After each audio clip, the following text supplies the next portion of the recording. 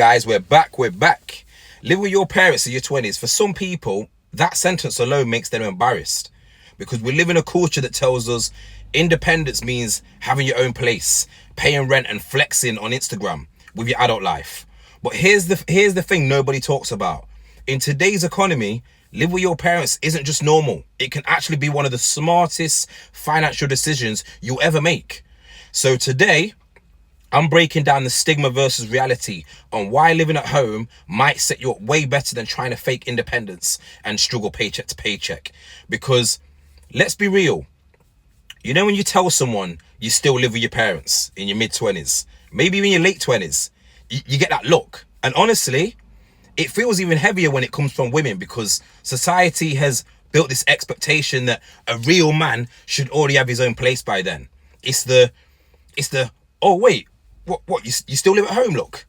Society has conditioned us to believe that moving out as early as possible equals success. Like, if you're still living at home, you must be lazy, unambitious, or just not doing well in life. We see it in movies, TV shows, even memes on the socials. The 25-year-old living in the mum's basement, eating cereal, playing video games, doing nothing with their life. And because of that stereotype, a lot of us feel pressure to move out, even if we're not financially ready.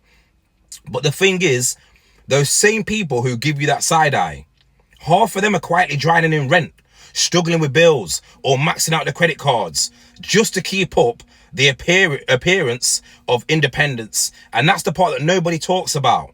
Now, if we flip it, let's talk about the money truth, because living alone, especially in 2025, it's expensive, like crazy expensive. Rent alone can eat half your paycheck. And then if you add utilities, Wi-Fi, groceries, transport, random costs, suddenly you're working just to survive. But if you're at home and your parents are supportive, your living costs are drastically lower. Maybe you're contributing something to the house. Maybe you're not. But either way, you just freed up hundreds, maybe even thousands of pounds a month. Now, here's the key. What you do with that money decides if living at home is smart or pointless. Like, if you're just blowing it all on nights out, designer clothes, or things to flex with, you're not better off. You're just comfortable.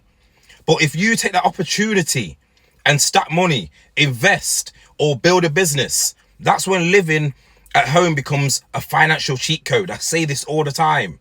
Like, think about it. That extra cash to throw into savings, that's money that you can invest in stocks, real estate, or even starting your side hustle. That's money that you're not wasting on a landlord's pocket. And by the time that your colleagues are exhausted, broke, and living paycheck to paycheck, just for the independence lifestyle image, you've already built the foundation. Like, I'll give you an example.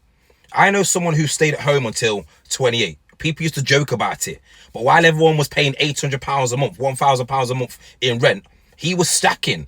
And by the time he moved out, he had a deposit ready and bought a place. Meanwhile, some of the people who used to clown him, they're still renting, still broke, still stressing over bills. That's the stigma versus advantage in real life. That one person delayed the look rich phase and ended up not necessarily rich, but definitely better off and way more secure. The others rushed independence and they're still struggling. Now, if we keep it 100, live with your parents in your 20s. It isn't all sunshine and roses, let's be honest. It comes with trade-offs. Privacy might be limited. You might feel judged or compared, right? Sometimes you clash with with the family rules. But here's the thing. The discomfort it's temporary, right?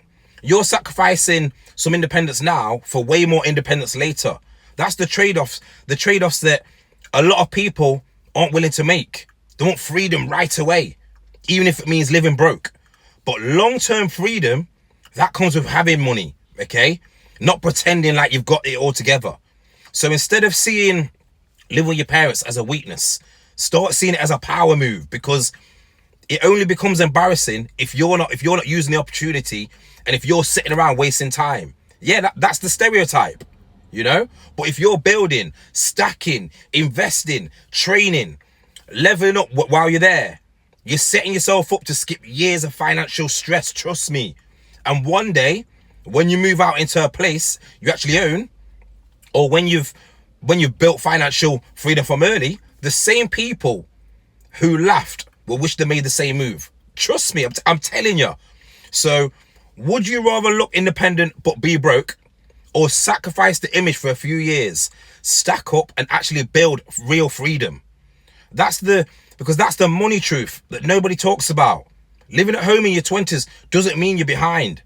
It actually means that you're ahead, as long as you use it wisely, that is. Like, remember, don't fall for the stigma.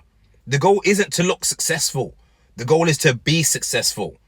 So with that being said, this is the Level Up Lab. Like, let's stop chasing image and start building substance. We out. Peace.